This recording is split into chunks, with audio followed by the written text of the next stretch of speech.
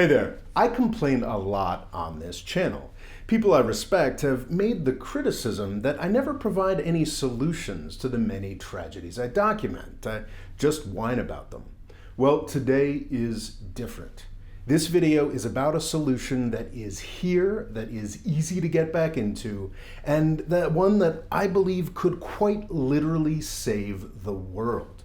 I'm talking, of course, about the Joint Comprehensive Plan of Action, or JCPOA, commonly known in the United States as the Iran nuclear deal. With these two videos, I'm going to make two very different arguments that might as well exist in different worlds. With today's video, I'm going to talk about reality as I see it. I'm going to talk about a world that still admires the United States and wants to trust it, but is getting sick of the way our aggression has repeatedly led the planet into disaster over the past 2 decades. With the next video, I'll make the argument as if Washington, D.C.'s fantasy world is real. This is the world pushed by most US and European media, where Russia, and especially China, pose some meaningful threat to world stability, and the US needs to wage a new Cold War against them. In both of these worlds, the real world and the Washington, D.C. fantasy world, and quite probably in infinite Earths beyond them, the Iran nuclear deal is the right thing to do. The JCPOA is the next right step, whether you are a committed anti-interventionist like myself, or you're deeply concerned by China's rise and you believe that Taiwan is in imminent danger. But there are some other ways that my reality and the Washington, D.C. fantasy world converge that I should mention before I get into this. Longtime viewers know this about me, but more casual viewers might be surprised. I am a fierce advocate of the U.S. world system. I talk about the mistakes all the time because I want Washington, D.C. to make fewer mistakes.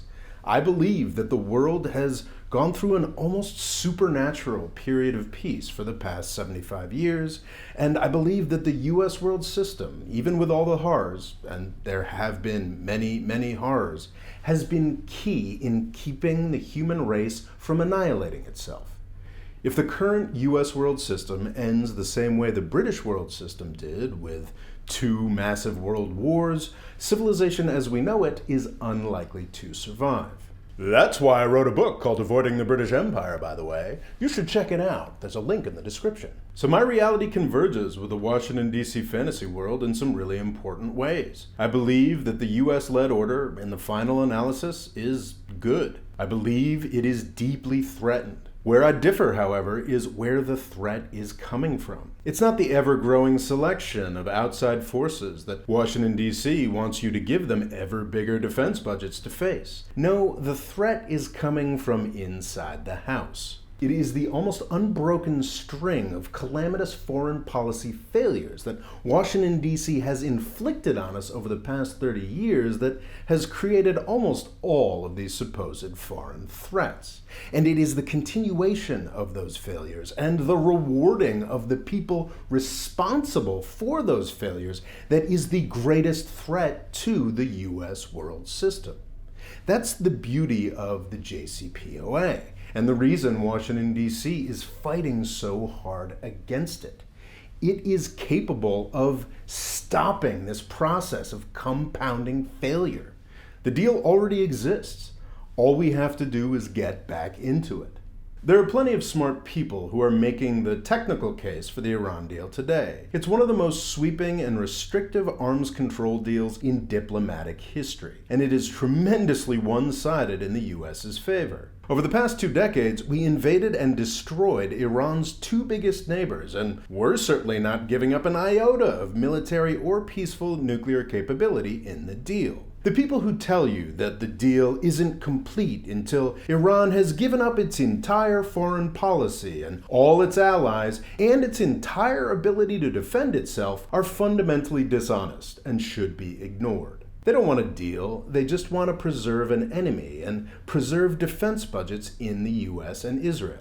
In fact, nuclear Iran and a cascade of nuclear proliferation across the Middle East might actually be better for the US military-industrial complex. Real danger is great for defense budgets. There's an argument that it was actually the Bush administration's killing of a Clinton-era deal with North Korea that led to that country's nuclear bomb. And senators like Tom Cotton and Bob Menendez might be eager to do a repeat performance. But I don't want to talk about the minutiae of the deal. Today, I want to talk at a higher level. As Trita Parsi puts it in his informative book on the topic, the real point of the Iran nuclear deal is losing an enemy. The point of the deal is not the deal, but to move beyond the deal and welcome Iran back into the community of nations. With the incendiary issue of nuclear weapons handled, Iran will be free to negotiate as a peer on other issues. And one of the world's greatest flashpoints can finally calm down. This is why the complaints about inspections time limits and the Iran nuclear deal have always struck me as so unhelpful. The whole point of the JCPOA is to get the United States and Iran to the point where Iran no longer needs such an invasive inspections regime to prove that it doesn't have a nuclear bomb. Iran has been a signatory to the Nuclear Non-Proliferation Treaty since 1970, and that treaty imposes all sorts of limits. If we can just get to the point where the most powerful country in human history is no longer threatening to destroy Iran on a monthly basis, well, then Iran will have no reason to work for a nuclear bomb anyway. There are two standard arguments that are advanced against that happy vision I just laid out there. Well, in a weird turn of events, over the past 4 years, Donald Trump has just completely demolished both of those arguments. When supporters of diplomacy point out that Iran signed the Non-Proliferation Treaty, the argument is, well, you can't trust those crazy mullahs to really cooperate with any serious deal. You're just giving them more time to make a bomb. Well, for the past 5 years, the Iranian government has scrupulously complied with the most invasive arms control inspection regime in diplomatic history. And they've continued to do so over the past 3 years after the United States exited the deal and every benefit that Iran was getting stopped. Donald Trump has proved that Iran is very, very good at following the letter of the deals that it signs, in stark contrast to the United States. The other standard argument is that because of religious fanaticism, the Iranians have a suicidal lust for blood and are incapable of acting rationally. They're the mad mullahs, after all. Donald Trump has completely demolished this argument as well. Despite a series of vicious escalations, Iran has remained calm and rational. They are clearly the adults in the room.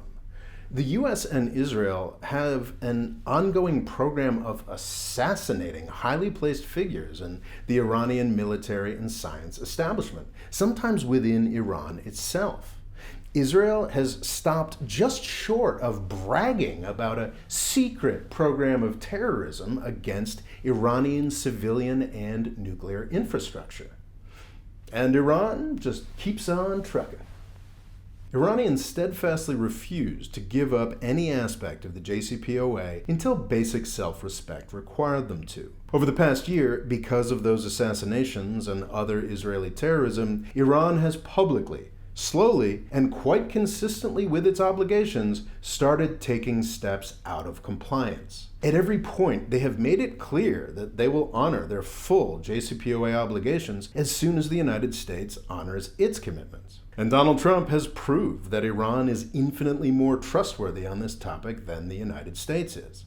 Back in the Obama years, because he was so damn charming, it was easier to look like the good guys here. What Donald Trump has done is not just escalate the situation, but escalate the situation in such a way that it becomes obvious to anybody who doesn't read US media that Washington, D.C. is the problem here. Trump has made it obvious that we are the bad guys right now, but having reviewed the history, I kind of think we've always been the bad guys on this one. It's a standard thing to complain about the US-backed coup against Iran in 1953. Mohammad Mossadegh was democratically elected, we did it for oil, the Shah sucked, we supported the Shah, leading to the revolution in 1979, etc., etc. You've heard the story, I've mentioned it in videos before, but I don't think enough people pay attention to the relationship between the United States and the Islamic Republic of Iran after the revolution. If you dig into it a bit, it's kind of shocking. Like, the Iranian government has been super eager to make a deal with the United States for over 3 decades now. They just keep offering up stuff over and over, and the US burns them over and over again. Things got off to a bad start, obviously. They took some of our diplomats hostage, so we supported an aggressive war against them that killed 500,000 men, women, and children. But there's an interesting aspect of the 1980s that kind of gets ignored. During the Iran-Iraq War, Israel was one of Iran's largest arms suppliers. Like, you could probably make an argument that Israel saved the Islamic Republic of Iran. Now, of course, Iran talked a ton of shit about Israel, even talking about how it had to be destroyed. This was because Iran is an Islamic country. This standard rhetoric was also spouted by all of those Arab countries that were supposed to be so excited about Donald Trump making signed deals with Israel. Some of them were spouting that rhetoric quite recently, actually. This standard rhetoric didn't get in the way of Israel selling a ton of weapons to Iran. Because back then, the world and foreign policy generally was a lot more serious. Back in the 1980s, Israel faced real serious threats. The Soviet Union heavily backed the Arab countries, most of whom, most famously Iraq, were publicly committed to Israel's destruction. And thanks to Gulf money, Iraq looked like a real military threat to Israel back then. Weirdly, today's Israeli obsession with Iran came about because Israel got so much safer in the early 1990s. With the humiliation of Saddam in the First Gulf War and the evaporation of the Soviet Union, Israel was running out of enemies. Even worse, under President Rafsanjani, Iran recognized that the world had changed after the Cold War and that his country should probably try to resolve its differences with Israel and Iran. He backed off on his support for Hezbollah, the anti-Israel Shia militia in Lebanon, and he even invited a US oil company to start a project in Iran. Israel really didn't want this peacemaking to happen, and at the beginning at least, this approach actually made a kind of sense. The Israeli government also knew that a more peaceful world would require some changes. They had to make some kind of peace deal with the Palestinians. But they couldn't sell the Oslo Accords to the Israeli public without arguing that they were needed because of some other threat. So they intentionally rejected Iran's overtures, opting for peace with Palestine over peace with Iran. As Trita Parsi points out, the fight between Israel and Iran didn't really start in 1979. It started in 1992 because Israel desperately needed an enemy. Sadly, Rafsanjani, offended that his overtures had been rejected, struck back hard. Support for Shia Hezbollah was restored and expanded, and Iran built relationships with Sunni opponents of Israel, like Hamas, that it had never had before. My country eagerly jumped on the anti-Iran bandwagon. The United States was running out of enemies too. The Clinton administration came up with a dual containment strategy, arguing that Iran was just as bad as Iraq, a country that had invaded 2 of its neighbors over the past 15 years, and the US government blocked that Iranian deal with that US oil company. It's really striking to me how both the US and Israel had to take extremely unreasonable positions to keep the animosity with Iran going. We see this everywhere with the United States.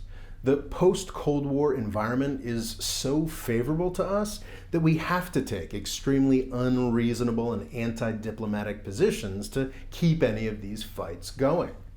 It's a really difficult thing to do, but somehow we keep pulling it off. I understand why Israel did this, and who knows, for peace with the Palestinians, maybe it was even worth it. But I have zero sympathy for my own government on this. Israel perpetrated this fraud so it could get to the Oslo Accords. But we jumped on just so we could sell more weapons. And after 9/11, we turned down 2 extremely generous peace overtures from Tehran. I think most people know that after 9/11, the Iranian public went to vigils for the victims, and that's very nice. But did you know that the Iranian government helped the United States win the war in Afghanistan in 2001?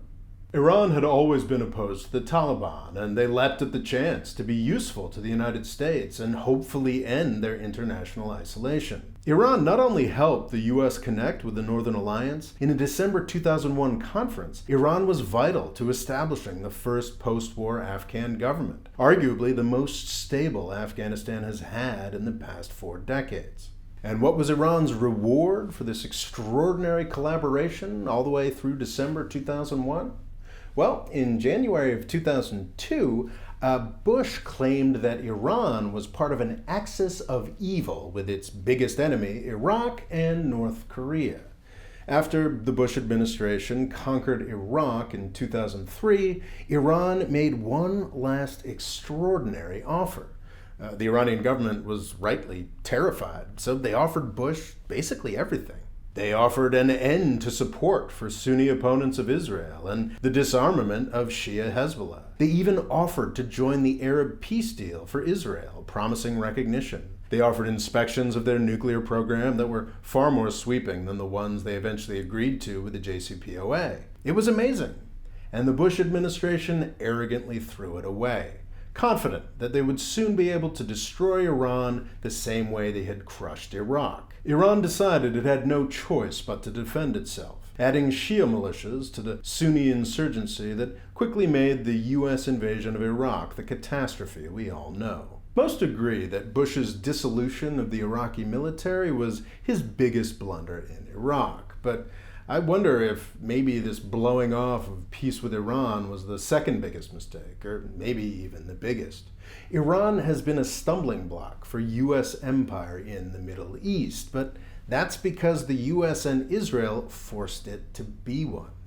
After a decade of blood and destruction, Obama was finally able to coax Iran back to the negotiating table, laboriously putting together the JCPOA after 7 years of almost constant effort. And then Donald Trump came into office and blew it all up again. We are not the good guys here, and more importantly, now everybody knows it. U.S. credibility is shot. Iran tells the world we are untrustworthy and power mad, and it's getting harder and harder for our allies to disagree. Our aggression has created a number of conflict points, and the chance that one of them could tip over into war increases with every boneheaded move we make. And the fact that we now look like the bad guys makes it less and less likely that our allies will back us if one of these wars happen. A fact that also makes those wars more likely. The idea of the U.S. system finally failing because of a catastrophic war we bring upon ourselves may be attractive to some viewers, but ask yourself, who suffered the most when the British world system fell? It certainly wasn't the British. No, the world wars and their aftermath killed vastly more Indians, Chinese, Russians, Poles, Germans, and many other nationalities than it did Britons. You may not like the U.S. world system, but a catastrophic war is not the right way to end it. Rooting for U.S. foreign policy success this century often feels like falling down a hill, but I found some hope in an odd place recently. I just read Empire's Workshop, a book by Greg Grandin about the U.S. treatment of Latin America. This is not a book to make you feel good about U.S. history. It's a litany of horror, really. But there's this little 20-year break there in the middle of the 20th century. By the early 1930s, everybody in Latin America had gotten sick of the U.S.'s constant invasions. So FDR and his administration agreed to just stop. They renounced intervention and truly did back off for a decade or two and tried to interact with Latin America through diplomacy and aid, and it worked. The goodwill was incredible, and the U.S. had tremendous support from Latin America all through World War II and the founding of the United Nations. Within 2 decades, certainly by 1954, the U.S. found other ways to screw with Latin America and discard all that goodwill, but the lesson stands. People still really like the United States. It's probably not fair, but all we really have to do to regain the world's confidence is just stop. Stop invading countries. Stop sanctioning everybody. Stop being the bad guy. And that's what the JCPOA will allow us to do. Just stop for a minute. With the Iran nuclear deal, we'll be able to step back and rebuild our alliances. It could give us a chance to try to be peacemakers for once, instead of just war starters. I fear that without the JCPOA, we're going to just keep tumbling down that hill, and that won't be good for anybody. Thanks for watching. Please subscribe and come back next time to hear why the JCPOA is vital to Taiwan's security. Click the bell next to the subscribe button to make sure you don't miss it. Thanks.